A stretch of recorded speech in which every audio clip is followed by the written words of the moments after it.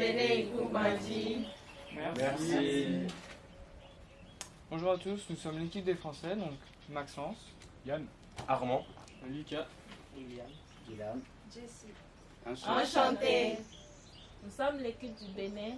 Nicole, Christian. Aline, Hubertine. Chemima. Isaac et Edmond. enchanté. Merci. Prenez place, s'il vous plaît.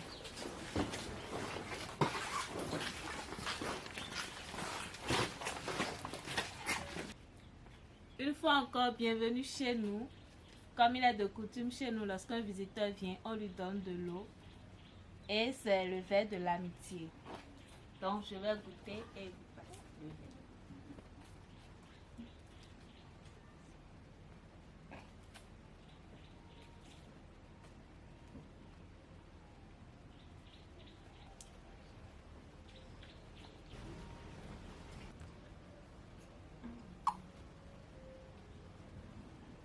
Nous sommes tellement ravis d'être ici. Mais j'ai lu que notre vol a émis 300 kg de CO2 par personne. Ainsi, nous émettons 14 tonnes aller-retour pour tout notre groupe. C'est vrai, mais nous allons aussi planter des arbres qui, à eux seuls, consomment 22 kg de CO2 par an. Un petit pas pour compenser. Oui, mais pour que ça soit efficace, il nous faudra beaucoup d'arbres. En effet, c'est pour cela que nous planterons 2500 plants de teck qui, à eux seuls, consommeront 55 tonnes par an. C'est une belle initiative. En mettant cette essence, vous aurez des objectifs auxquels vous n'avez pas forcément pensé. Ah oui, lesquels? Ici, le teck n'est pas utilisé comme bois de chauffe. Il est essentiellement utilisé pour les constructions.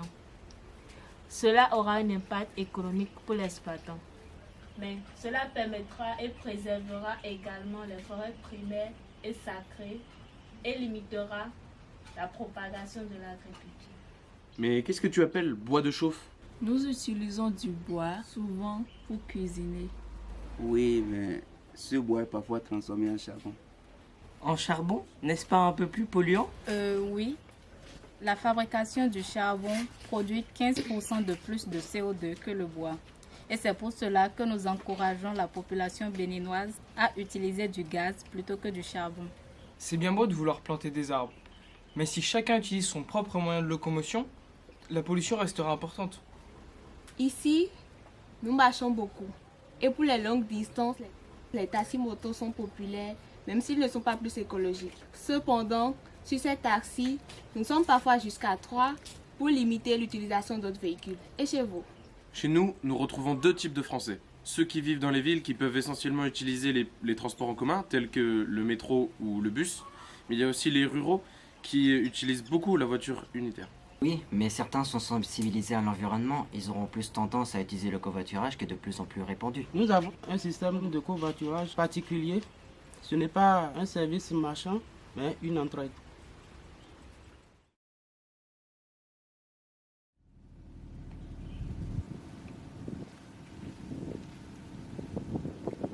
Ces espaces protégés sont essentiels pour le bilan carbone.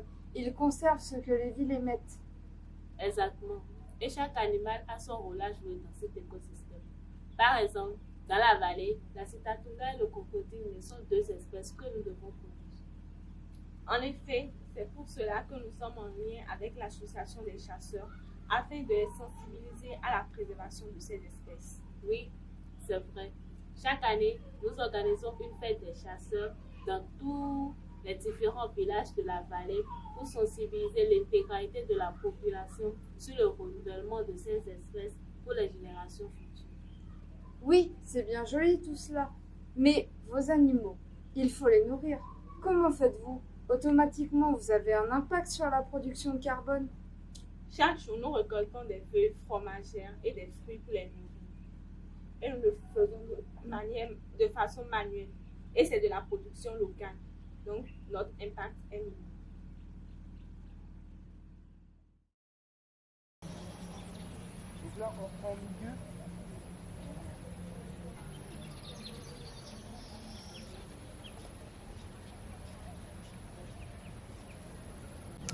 c'est super, c'est joli. Quel genre d'espèce est-ce que vous élevez ici? Dans le sud du Bénin, nous avons essentiellement deux espèces, le clarias et le tilapia. Le tilapia, très intéressant. Il me semble que c'est une des premières espèces à avoir été élevée par l'humanité. Elle joue un rôle très important dans la sécurité alimentaire. C'est super. Et comment faites-vous l'élevage? Bon, nous avons plusieurs techniques, en semi-extensive et en extensive, et c'est la dernière technique que je favorise. Mais en quoi est-ce que cela consiste? Pour les tilapias, nous introduisons les larves, les élevés dans les rizières. C'est-à-dire, quel est l'intérêt? Cela permettra de gérer les déchets de poissons dans les sols qui vont favoriser les sols durés. Et puis, cela permettra aussi de favoriser la croissance de ceux-ci. Bon, en cela, zéro déchet, zéro seuil de supplémentaire. Mais je croyais que la riziculture était le plus grand producteur de gaz à effet de serre avec la méthanisation due au sol qui s'inonde régulièrement. C'est vrai, en associant au tilapia et fouille dans le sol, celle-ci permet l'aération du sol, ce qui permet de limiter la propagation des gaz à effet de serre. C'est incroyable tout ça. Le cycle de la nature parfait.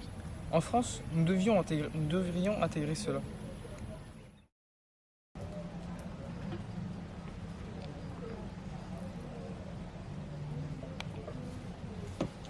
Vous mangez beaucoup de viande en France, non?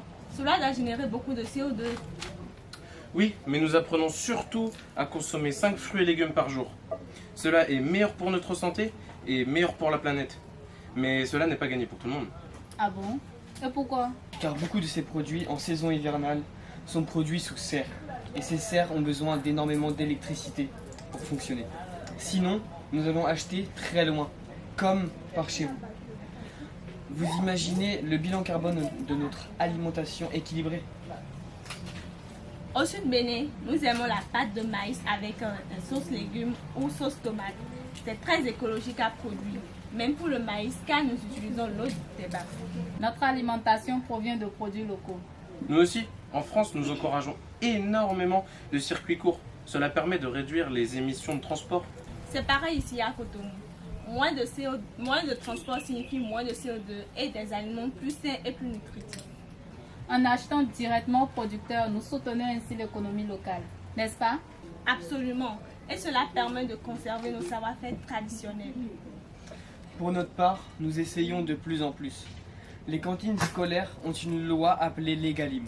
Elle leur impose l'achat de 50% de leurs produits en local, dont 20% de produits bio. C'est fou de voir comme des choix aussi simples peuvent avoir un impact aussi positif sur notre planète et sur notre communauté. Eh oui, chaque choix compte. C'est par de petites actions que nous contribuons à de grands changements.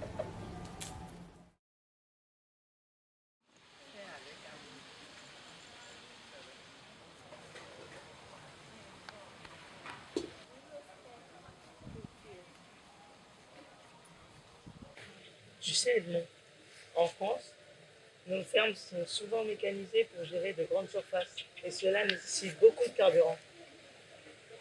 Ici, nous travaillons manuellement sur 700A. Cela prend plus de temps, mais c'est plus durable et protège mieux notre sol.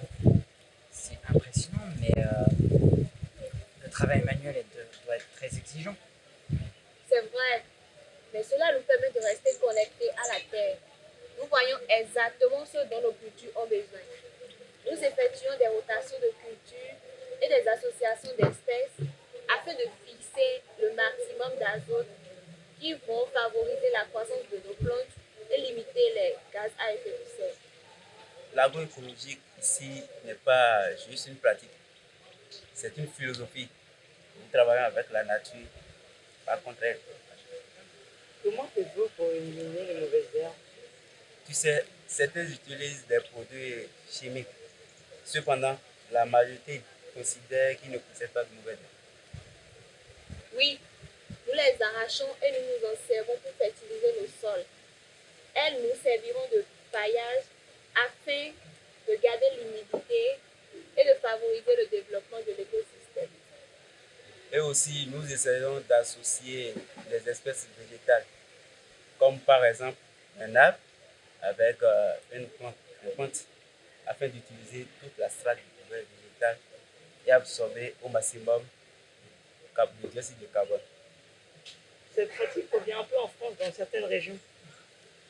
cette approche pourra vraiment changer notre façon de penser l'agriculture en Europe. Et chaque geste ici aide à maintenir l'équilibre de notre environnement.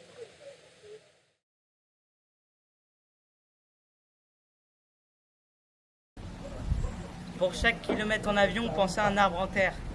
Et pour chaque repas, pensez à moins de viande et plus de verdure. Et n'oubliez surtout pas, chaque petit geste compte pour réduire notre empreinte carbone. Chacun de nous a un rôle à jouer. Il n'est pas tard si nous agissons dès aujourd'hui.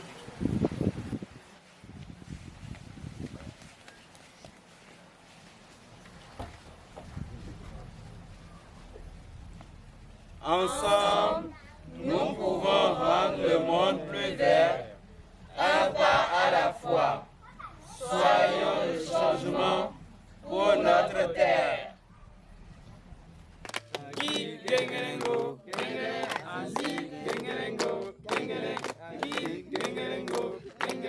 Azi,